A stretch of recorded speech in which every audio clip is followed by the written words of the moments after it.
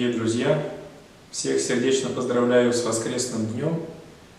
У нас, к сожалению, сейчас нет возможности собираться вместе, чтобы служить божественную литургию. Мы все молимся дома, но тем не менее мы всегда вместе ощущаем поддержку друг друга, молитву друг друга. И сегодняшний молебен как раз еще раз возможность дает всем нам объединиться в молитве. Мы переживаем непростой период, когда пустеют улицы, пустеют целые города. Этот период, может быть, нас пугает, заставляет нас бояться.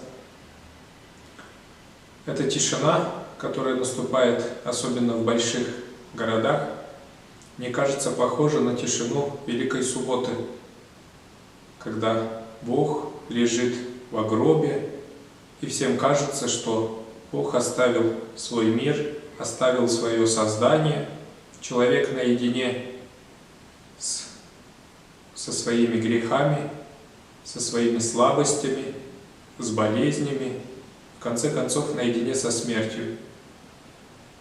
Но это не так, потому что все мы знаем, что после тишины Великой Субботы наступает пасхальная радость, радость воскресения, которую никто от нас не может отнять.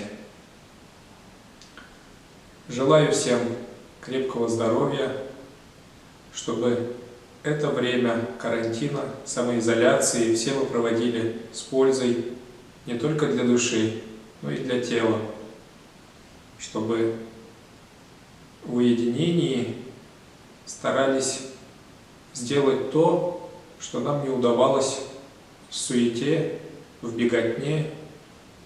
Теперь у нас есть возможность побыть дома с родными, близкими, в конце концов побыть дома наедине с самим собой и с Богом.